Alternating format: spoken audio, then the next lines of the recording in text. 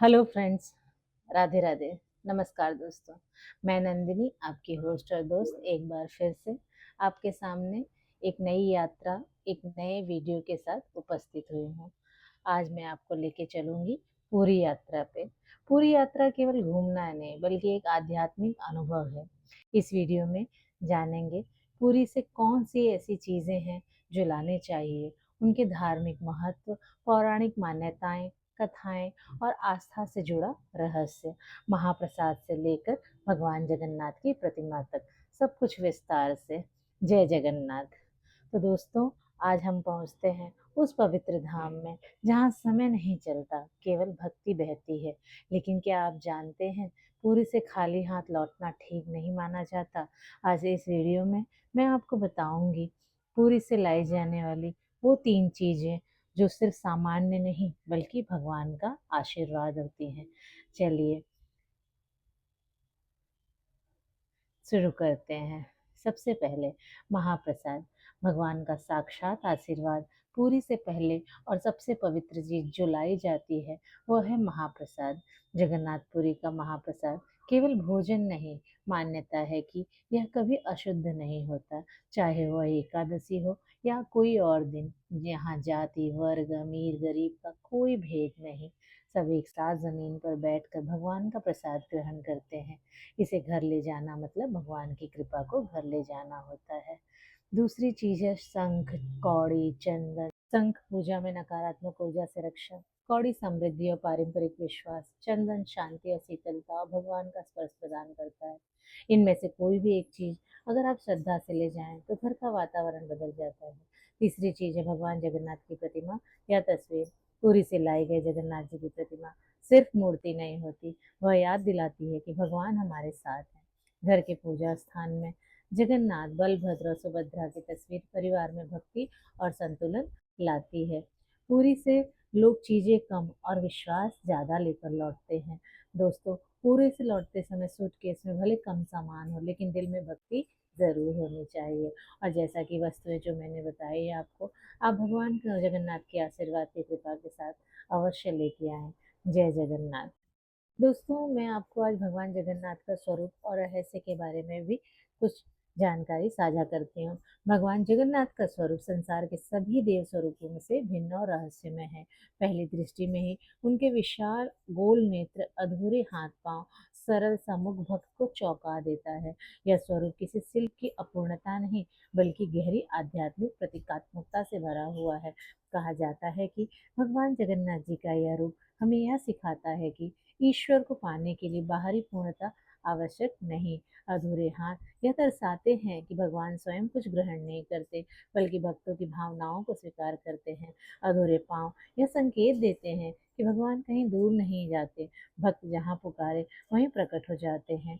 और उनकी विशाल आंखें, वे निरंतर अपने भक्तों को देखते और समझते और संभालते रहते हैं। सबसे बड़ा रहस्य यह है कि भगवान जगन्नाथ की मूर्तियां पत्थर या धातु की नहीं बल्कि नीम की पवित्र लकड़ी से बनाई जाती हैं।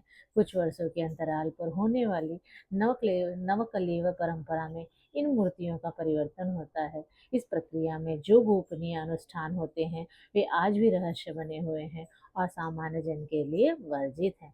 मान्यता है कि इन मूर्तियों में एक दिव्य तत्व, ब्रह्म पदार्थ स्थापित होता है जो पीढ़ी दर पीढ़ी स्थानांतरित किया जाता है। यही तत्व भगवान जगन्नाथ की जीवंत उपस्थिति का प्रतीक माना जाता है। कहा जाता है कि इस समय पूरे मंदिर में अद्भुत आध्यात्मिक ऊर्जा का संचार होता है। भगवान जगन्नाथ का स्वरूप यह भी सिखाता है कि ईश्वर किसी एक नियम, रूप या सीमा में बंधे नहीं हैं।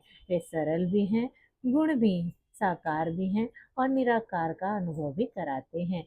यही कारण है कि उनके दर्शन करते समय भक्त केवल मूर्ति नहीं देखता बल्कि स्वयं के भीतर झांकता है। इस रहस्यमय स्वरूप का सार यही है दोस्तों, भगवान जगन्नाथ को समझा नहीं जाता, उन्हें महसूस किया जाता है। भगवान जगन्नाथ का स्वरूप और रहस्य कुछ इतना सरल दिखता है, उतना ही गूढ़ और रहस्यमयी है। पहली दृष्टि में उनके विशाल नेत्र, गोल मुख और अधूरे हाथ पांव किसी को भी अचरज में डाल देते हैं। लेकिन जैसे जैसे भक्त उनके सामने ठहरता है, उसे समझ आने लगता है कि यह अधूरापन नहीं, बल्कि गहन आध्यात्मिक संदेश है। कहा जाता है कि भगवान जगन्नाथ का यह स्वरूप हमें सिखाता है कि ईश्वर मानव कल्पनाओं की पूर्णता में नहीं, बल्कि भावनाओं की सच्चाई में बसते हैं। उनके अधूरे हाथ यह दर्शाते हैं कि भगवान को भोग या वस्तु नहीं चाहिए, उन्हें केवल भक्त का समर्पण चाहिए। उनके अधूरे चरण हमें यह संकेत देते हैं कि भगवान कहीं दूर नहीं जाते, भक्त जहाँ भी प्रेम से उन्हें पुकारता है, वहीं ये उपस्थित हो जाते हैं।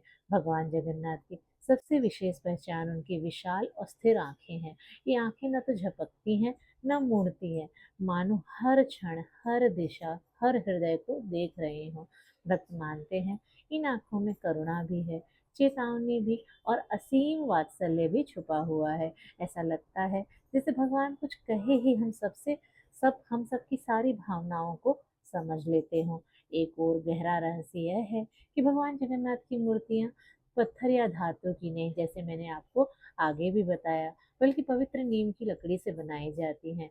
कुछ वर्षों के अंतराल पर होने वाले नवकलेवर परंपरा में इन मूर्तियों का परिवर्तन होता है। जैसा कि मैंने आपको बताया, इस प्रक्रिया के दौरान होने वाले गुप्त अनुष्ठान आज भी रहस्य बने हुए हैं और विश्वास किया जाता है कि उसी समय भगवान स्वयं नए स्वरूप में प्रवेश करते हैं। यह भी मान्यता है कि भगवान जगन्नाथ के भीतर एक दिव्य तत्व स्थित है, जिसे पीढ़ी दर पीढ़ी अत्यंत गोपनीय विधि से स्थानांतरित किया जाता है। जैसा कि मैंने आगे के एपिसोड्स में आपको बताया है, यही तत्व उनकी निरंतर जीवंतता को प्रतीक माना जाता है। इसी कारण भगवान जगन्नाथ केवल पूज्य मूर्ति नहीं, बल्कि सजीव चेतना के रूप में अनुभव किए जाते हैं। भगवान जगन्नाथ का स्वरूप यह भी सिखाता है कि ईश्वर किसी एक नियम, एक आकार या एक सीमा में बंधे नहीं हैं। वे सरल हैं ताकि हर भक्त उन्हें अपना सके, और रहस्यमयी हैं ताकि उन्हें कोई पूरी तरह बांध न सके। यही कारण है कि दोस्तों, जगन्नाथपुरी में उनके दर्शन केवल आंखों से नहीं, बल्कि आत्मा से होते हैं। अंततः भगवान जगन्नाथ का स्वरूप यही कहता है, ईश्वर को समझने की नहीं, महसूस करने की आवश्यकता होती है। जैसा कि दोस्तों मैं बता आपको जगन्नाथ भगवान के स्वरूप के बारे में बता रही हूँ। अभी मैं आपको बताती हूँ जगन्नाथपुरी की कथा। भारत की पवित्र और सनातन चेतना से ओत-प्रोत धरती पर स्थित जगन्नाथपुरी केवल एक भौगोलिक स्थान नहीं है, बल्कि है आत्मा की यात्रा का आरंभ बिंदु मानी जाती है। यह वही धाम है जहाँ आस्था लहरों की तरह बहती है, भक्ति हवा में घुलती रहती है और हर कण में ईश्वर की उपस्थिति का अनुभव होता है। हिंदू धर्म के चार प्रमुख धामों बद्रीनाथ, द्वारका, रामेश्वरम और जगन्नाथपुरी में से यह एक ऐसा धाम है जहाँ भगवान स्वयं भक्तों के बीच आते हैं, उनके साथ चलते हैं, उन्हें अपनापन महसूस कराते हैं। जगन्नाथपुरी को मोक्ष का द्वार भी कहा जाता है। ऐसा माना जाता है कि यहाँ जीवन के बंधनों से मुक्ति का मार्ग खुलता है। यह भूमि केवल पूजा पाठ तक सीमित नहीं, बल्कि यह प्रेम, समर्पण और विश्वास की जीवंत पाठशाला है। यहाँ आने वाला हर व्यक्ति, चाहे वह साधु हो या गृहस्थ, विद्वान हो या सामान्य जन, एक ही भाव से खड़ा दिखाई देता है, भक्त के रूप में। इस पवित्र धाम में विराजमान है भगवान जगन्नाथ, जिन्हें भगवान श्री कृष्ण का ही स्वरूप माना जाता है। वे अपने बड़े भ्राता बालभद्र, बहन सुभद्रा के साथ यहाँ पूजे जाते हैं। यह त्रिदेव स्वरूप केवल पारिवारिक एकता का प्रतीक नहीं दोस्तों, बल्कि यह जीवन के संतुलन का भी संदेश देता है। बल मतलब बलभद्र, करुणा व प्रेम जगन्नाथ, सौम्यता और शक्ति माँ सुभद्रा को दर्शाते हैं। जगन्नाथपुरी की सबसे अनोखी विशेषता यह है कि यहाँ भगवान किसी एक वर्ग या परंपरा तक सीमित नहीं है, वे जन जन के आराध्य हैं। यहाँ की पूजा पद्धति, महाप्रसाद की परंपरा, रथ यात्रा, लोक विश्वास सब मिलकर यह सिद्ध करते हैं कि भगवान जगन्नाथ केवल मंदिर के गर्भगृह में नहीं, बल्कि हर भक्त के हृदय में वास करते हैं। यहाँ की धरती पर कदम रखते ही ऐसा प्रतीत होता है मानो समय की गति थम सी गई हो। समुद्र की लहरें निरंतर जय जगन्नाथ का घोष करती प्रतीत होती हैं। मंदिर की घंटियां मन को भीतर तक स्पर्श करती हैं और हवा में एक अदृश्य शांति घुल जाती है। यह शांति बाहरी नहीं बल्कि आत्मा के भीतर उतरने वाली होती है। जगन्नाथपुरी की कथा केवल पुराणों में लिखी कहानी नहीं है, बल्कि यह आज भी जीवित है। हर रथ यात्रा में, हर महाप्रसाद के कौर में, हर दर्शन के क्षण में। यह कथा हमें सिखाती है दोस्तों कि ईश्वर को पाने के लिए वैभव या विद्वता नहीं बल्कि निष्कलंक भाव और सच्चा समर्पण चाहिए। इसीलिए कहा जाता है कि जो एक बार जगन्नाथपुरी आता है वह केवल दर्शन करके नहीं लौटता, वह अपने साथ भक्ति, विश्वास और भीतर की शांति को लेकर लौटता है। दोस्तों, मैं आपको महाप्रसाद का अद्भुत महत्व भी बना बताती हूँ। जगन्नाथपुरी में महाप्रसाद केवल भोजन नहीं, कहा जाता है कि यह भगवान की करुणा का साक्षात स्वरूप है। यहाँ पकाया गया हर अन्न कण भक्ति से भरा होता है और इसे ग्रहण करना अपने आप में एक आध्यात्मिक अनुभव बन जाता है। कहा जाता है कि महाप्रसाद में भगवान जगन्नाथ स्वयं विराजमान रहते हैं, इसीलिए इसे ग्रहण करने वाला कभी अकेला नहीं रहता। महाप्रसाद की सबसे बड़ी विशेषता यह है कि यहाँ कोई भेद नहीं होता, न जाति का, न वर्ग का, न अमीर का, न गरीब का। जमीन पर बैठकर एक ही पंक्ति में सब लोग एक साथ महाप्रसाद ग्रहण करते हैं। यही कारण है कि यह प्रसाद सामाजिक समानता और मानवता का जीवंत उदाहरण माना जाता है। यहाँ अन्न नहीं परोसा जाता दोस्तों, बल्कि अहंकार त्यागने की शिक्षा दी जाती है। यह भी मान्यता है कि जगन्नाथपुरी का महाप्रसाद कभी अशुद्ध नहीं होता।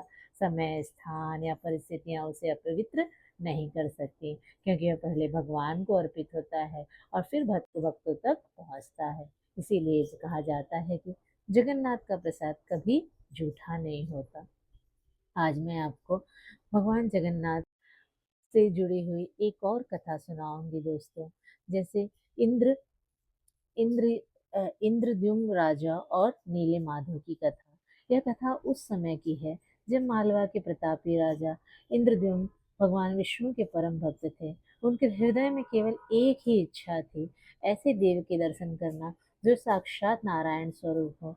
कहा जाता है कि एक रात्रि उन्हें स्वप्न में संकेत मिलता है कि नीलांचल क्षेत्र में एक दिव्य देवता विराजमान है, जिन्हें नीले माधव कहा जाता है। राजा ने तुरंत अपने विश्वास पात्र ब्राह्मण विद्यापति को उस देवता की खोज में भेजा। नीलांचल पहुंचकर विद्यापति को पता चलता है कि नीले माधव की उपासना वहां के आदिवासी मुखिया विश्वसु करते हैं। विश्वसु इस देवता को गुप्त रूप से पूजते थे और किसी बाहरी व्यक्ति को उनके दर्शन की अनुमति न थी। कई प्रयासों के बाद और अपनी पुत्री ललिता के विवाह के माध्यम से विद्यापति को देव दर्शन का अवसर मिला, लेकिन चालाक विश्ववसु ने उनकी आंखों पर पट्टी बांध दी। फिर भी विद्यापति ने रास्ते में सरसों के दाने गिरा दिए ताकि वह स्थान बाद में पहचाना जा सके। जब राजा इंद्रद्युम्न वहां पहुंचे तो नीले माधव अदृश्य हो चुके थे। राजा अत्यंत व्यथित हुए और उन्होंने घोर तपस्या की। तब आकाशवाणी हुई कि भगवान अब लकड़ी के दिव्य स्वरूप में प्रकट होंगे और उनका निर्माण स्वयं विश्वकर्मा करेंगे। विश्वकर्मा एक वृद्ध कढ़ई के रूप में आए और शर्त रखी, जब तक मूर्तियां बन रही हों कोई उन्हें देखेगा नहीं। राजा ने स्वीकार किया, लेकिन समय बीतने पर शंका हुई और द्वार खोल दिया गया। उसी क्षण बढ़ई अंतर्धान हो गए और मूर्तियां अधूरी रह गई, बिना पूर्ण हाथ पैर के लेकिन दिव्य चेतना से परिपूर्ण। यह अधूरा स्वरूप आज भगवान जगन्नाथ, बलभद्र और सुभद्रा के रूप में पूजित है। यह कथा हमें सिखाती है कि ईश्वर पूर्णता के बाहरी मापदंडों से नहीं बल्कि भक्ति और विश्वास से प्रकट होते हैं। इंद्रधनुष और नीले माधव की यह कथा आज भी यही संदेश देती है, जहाँ भक्ति सच्ची होती है वहाँ भगवान स्वयं अपना स्वरूप प्रकट करते हैं। अब दोस्तों, मैं आपको रथ यात्रा, भक्त और भगवान का मिलन का एक किस्सा सुनाते हूँ। रथ यात्रा केवल एक पर्व नहीं बल्कि यह दुर्लभ क्षण है जब भगवान स्वयं अपने मंदिर की सीमाएं तोड़कर अपने भक्तों के बीच आते हैं। जगन्नाथपुरी में यह यात्रा उस प्रेम का प्रतीक है जहाँ भगवान ऊंचे सिंहासन से उतरकर सड़क पर खड़े अपने भक्तों के बराबर हो जाते हैं। यहाँ न कोई छोटा होता है न कोई बड़ा, सभी केवल भक्त होते हैं, सामने होते हैं और अपने जगन्नाथपुरी के आराध्य। तीन विशाल रथों पर सवार भगवान जगन्नाथ, बलभद्र और सुभद्रा जब नगर भ्रमण पर निकलते हैं तो मानो ऐसे लगता है कि पूरा ब्रह्मांड ही चल पड़ा हो। रथ की रस्सी पकड़ने मात्र से भी भक्त अपने को जीवन धन्य मान लेते हैं। यह विश्वास है, उस रस्सी को छूना जन्मों जन्मों के बंधन को काट देता है। रथ यात्रा यह सिखाती है कि भगवान केवल मंदिरों में कैद नहीं, वे वहां पहुंचते हैं जहाँ प्रेम सच्चा हो, जहाँ पुकार निष्कपट हो। जो भक्त किसी कारणवश मंदिर तक न जा पाते, भगवान स्वयं उनके द्वार तक पहुंचते हैं। यही इस यात्रा का सबसे बड़ा संदेश है। ईश्वर को पाने के लिए दूरी नहीं, केवल भक्ति की जरूरत है। इस दिन सड़कों पर उमड़ा जनसागर, जय जगन्नाथ का उद्घोष, ढोल नगाड़ों की ध्वनि और भक्तों की नम आंखें सब मिलकर उस मिलन को साकार कर देती हैं, जहाँ भगवान और भक्त के बीच कोई औपचारिकता नहीं रहती, केवल प्रेम रह जाता है। रथ यात्रा वास्तव में उस क्षण का नाम है जब भगवान चलते हैं और भक्तों का हृदय उनके साथ चल पड़ता है। जय जगन्नाथ, जय जगन्नाथ, जय जगन्नाथ। दोस्तों, पूरी की धरती पर कदम रखते ही ऐसे लगता है जैसे घड़ी की सुइयां थम सी गई हों। यहाँ सुबह शाम दिन रात का फर्क मिट जाता है, क्योंकि हर पल भक्ति में डूबा होता है। समुद्र की लहरों माने किसी समय सारणी का पालन नहीं करते, वे निरंतर भगवान का नाम जप करती हुई आगे बढ़ती हैं। यहाँ जीवन भागता नहीं, ठहरता है। लोग जल्दी से नहीं दिखते, क्योंकि इस धाम में आने वाला हर मन को अपने बोझ से उतार कर चलता है। मंदिर की घंटियों की ध्वनि, शंखनाद और भक्तों के चरणों की आहट, ये सब मिलकर समय को नहीं बल्कि मन को दिशा देती हैं। पूरी में घड़ी नहीं, अनुभव चलती है दोस्तों। यहाँ घंटे नहीं गिने जाते, बल्कि प्रार्थनाएं जुड़ती हैं। जो केवल कल की चिंता लेकर आता है, वह वर्तमान में टिक जाता है, और जो मनुष्य भविष्य के उलझन में होता है, वह विश्वास के सहारे शांत हो जाता है। यही कारण है कि पूरी में आकर इंसान महसूस करता है कि यहाँ समय का प्रवाह रुक जाता है, केवल भक्ति की धारा शांत अविराम बहती रहती है। यहाँ की हर गली, हर रास्ता एक ही नाम गाती है, जय जगन्नाथ, जय जगन्नाथ। उन गलियों से गुजरते हुए ऐसा लगता है मानो समय थम सा गया हो। हर कदम के साथ भगवान की कोई न कोई लीला जीवंत होती है।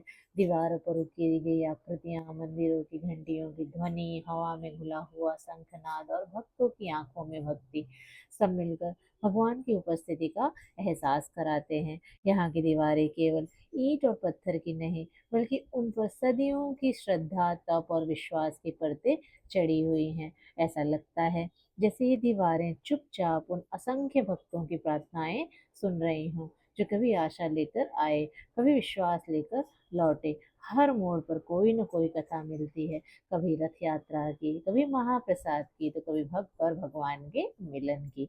जब आप इन गलियों में चलते हैं तो महसूस होता है कि यहाँ भगवान केवल मंदिर के गर्भगृह में नहीं, बल्कि हर दिशा, हर श्वास और हर अनुभूति में बसे हैं। यही कारण है कि जगन्नाथपुरी में इंसान सिर्फ दर्शन नहीं करता, बल्कि भगवान की लीला को जीता है। जय जगन्नाथ, जय जगन्नाथ, जय जगन्नाथ। और जब इस यात्रा का अंत पास आता है तो लगता है जैसे जगन्नाथपुरी को छोड़ना आसान नहीं है। यह जगह आपको रोकती नहीं, लेकिन आपके भीतर कुछ छोड़ जाती है। एक शांति, एक भरोसा और एक ऐसा सुकून जो शब्दों में नहीं, केवल अनुभव से समझ में आता है। जब हम यहाँ आते हैं तो शायद अपनी परेशानियां, प्रश्न और उम्मीदें लेकर आते हैं, लेकिन जब लौटते हैं तो लगता है जैसे भगवान ने बिना कुछ कहे सब कुछ सुन लिया हो। यहाँ किसी से कुछ मांगना नहीं पड़ता, बस उसके सामने खड़े हो जाना ही काफी होता है। समुद्र की लहरें पीछे रह जाती हैं, मंदिर की घंटियों की ध्वनि कानों में दूर गूंजती रहती है, लेकिन जो गूंज दिल में बस जाती है वह बेहद बहुत दूर तक साथ रहती है। ऐसा लगता है मानो भगवान जगन्नाथ हर भक्त से विदा लेते समय चुपचाप कह रहे हो, चिंता मत करो, मैं तुम्हारे साथ ही तो हूँ। इस धाम में आकर यह समझ में आता है कि भक्ति दिखावे का तो विषय नहीं है, यहाँ भीड़ में भी अकेले खड़े होकर ईश्वर से जुड़ जाने का नाम है। यह आंसुओं से भी मुस्कुराने का साहस है और टूटे मन में भी विश्वास बनाए रखने की शक्ति।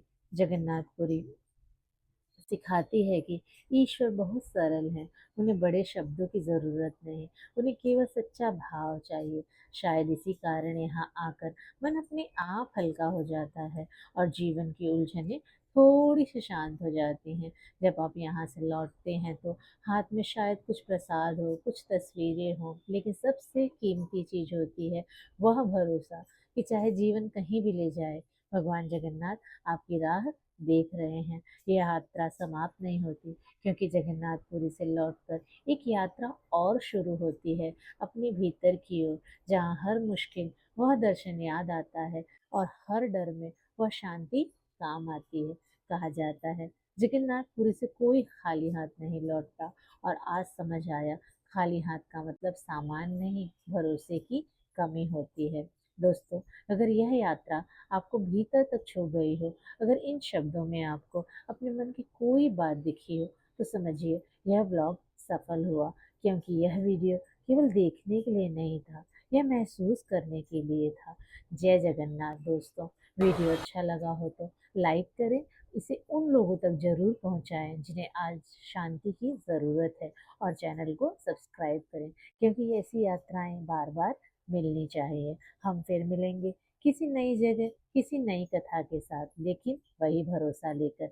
जय जगन्नाथ। वहाँ रास्ता हमेशा निकल जाता है। राधे राधे। ओम नमः शिवाय। जय माता दी।